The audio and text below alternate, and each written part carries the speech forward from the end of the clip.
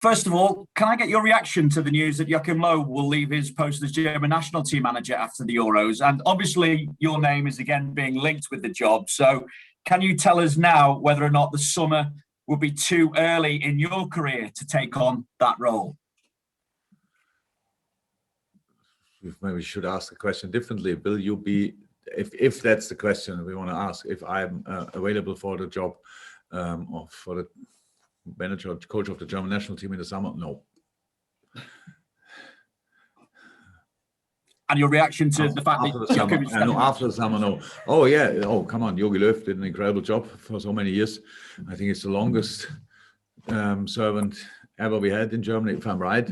But for sure, one of the most successful. So did an incredible job, really. And I understand that he wants to have this highlight for him as a European Championship. Tries to squeeze everything out what he can in his tournament, and then somebody else will do the job. And I'm pretty sure with the amount of really good German managers in the moment that the German FA will find a good solution. Won't be you, as you've said. It's coming up to a year since you last played in front of full stadiums, and obviously that was in the Champions League against Atletico Madrid. Obviously, you had a couple of tasters with around 2,000 fans in the stadium since then. But how would you sum up the impact that no fans in grounds has had on yourself, on the players throughout this whole pandemic? I said it 5,000 times. Football would not be the game we love when nobody would be interested in, like nobody would want to watch it in a stadium. So yes, of course we miss them. So we miss them much, and especially as Liverpool, of course we miss them because we have the most special atmosphere probably in the world of football. So that's clear that it makes a massive difference. It's no excuse for anything. So we deal really well with it, with playing without supporters. But in difficult times, obviously, then that can be really helpful, especially. And so yes, I can't wait for the day when people are allowed again to go to the stadium. Thank you, Vinny. We go to James Mountford, and then we've got Javier and Michael at the moment. But James Mountford next from the BBC. Hello, Jurgen. When you're on the run that you are on, is it good to have a game so quickly, or would you rather, in an ideal world, have more time to prepare?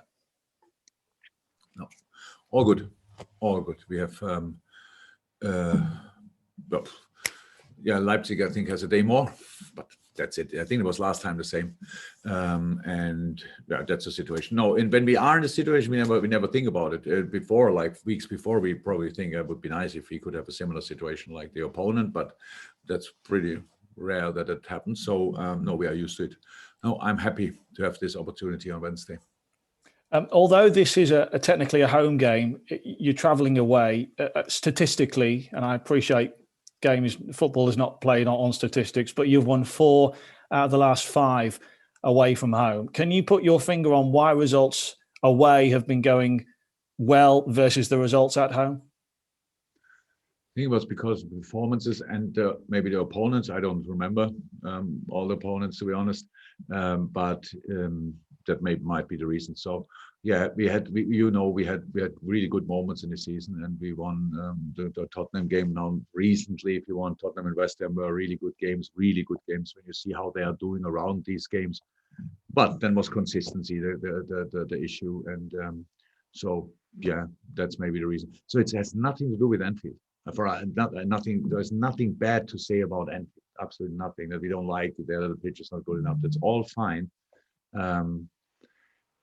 It was about the games. Okay, thank you. Now we go to, in order, Javier, then Michael, and then Paul Joyce. But Javier first. Hallo Herr Klopp, ich hatte leider ein paar Tonprobleme. Ich habe, glaube ich, verstanden, dass Sie für den Job des Bundestrainers im Sommer nicht... Sound problems. I think I understood you when you said that you are not available for the position of the replacement of Joachim Löw. Yes, I was asked. I didn't mention it because Joachim Löw had said that he would retire.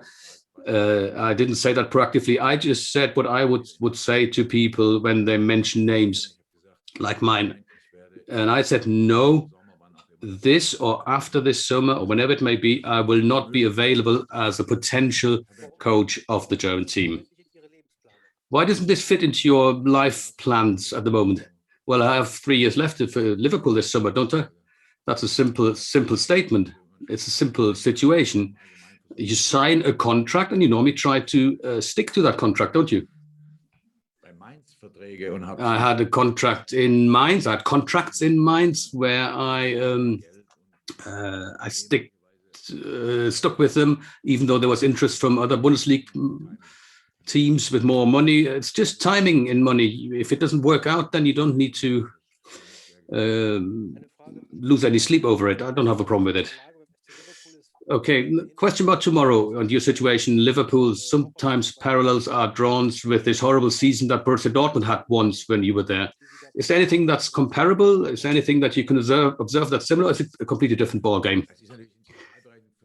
Of course, some things can be compared because injuries also led to things in Dortmund as well, and here as well. But it's different, though. I think with Dortmund, we're 17th or even 18th in the league, which was horrible, of course. But the situation was still completely different there than it is here. I think it's more challenging here now. But I just don't want to look back now. Only when people ask me. We're just in the situation we're in at the moment. We're trying to come out of it. And to be honest with you, we didn't have the performance we needed, but we're going to play in the Champions League. We never had momentum in the Premier League season, but we have the momentum in the Champions League now. We've managed to qualify from the group stages, and we played very well against Leipzig. Of course, they have a very different momentum. We know that. They won 4 matches on the trot, I believe. So our statistics is a bit different, but the good thing about football is that the previous results don't really have any impact on the next match, do they? And if it's a different tournament, even less so. So we look forward to the challenge tomorrow. Hallo Herr Klopp, Michael Milewski von der Bild-Zeitung. Michael from Bild. Let me ask again about Mr. Löw. Who do you think would be a favorite successor to the German manager? And about the match tomorrow, what makes Leipzig dangerous, maybe even more dangerous than in the first leg? I don't know. I'm completely the wrong person to ask. I was just as surprised as everybody else when I heard the news today. But there's enough time left to find a successor now, so that's no big deal. And I'm sure the people will do that thoroughly. Leipzig are good. They're just good. There's nothing else to say about them. They have a great team, a great manager. I don't know whether they're any more dangerous than 4 weeks ago. It's only half-time now, isn't it? You know, we've been in this game long enough to know that we're not qualified yet. We're not there yet. We know that. But Leipzig was good and is good. And we had a very good match on that day as well. We were happy with it. We didn't allow Leipzig to dominate the way they wanted to. And that's what we want to try again tomorrow. And we'll just have to see who we can field and who Leipzig can field. When you have such a long gap between the first and the second leg, you have no idea whether the team or the lineup will be similar again. So it'll be similar, definitely, but not exactly the same. And I don't know what Leipzig's situation is or what their team might be like. We'll see tomorrow night. But this is not what it's about. It's just about finding a way in the match to get the result that you need. And that's what we're going to work on. Who's coming next?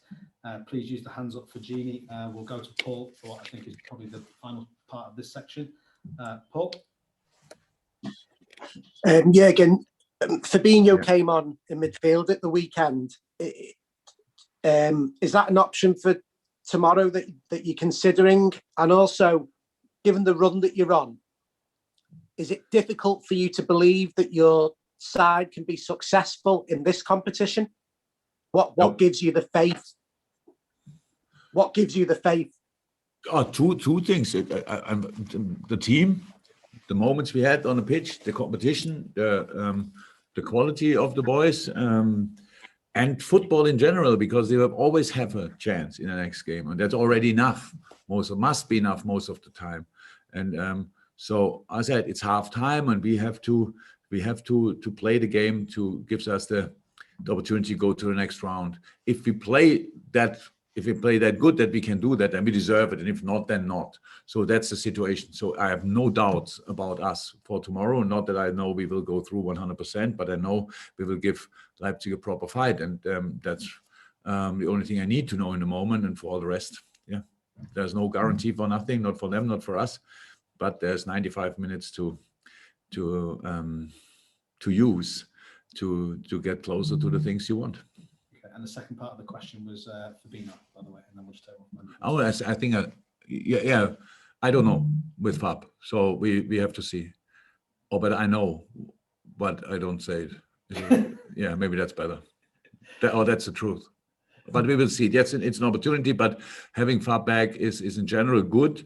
And we didn't play him obviously for that game now from the beginning, because just after a long time being out and then 2 games in a row, that we thought that makes not too much sense, or it's too dangerous in our situation actually.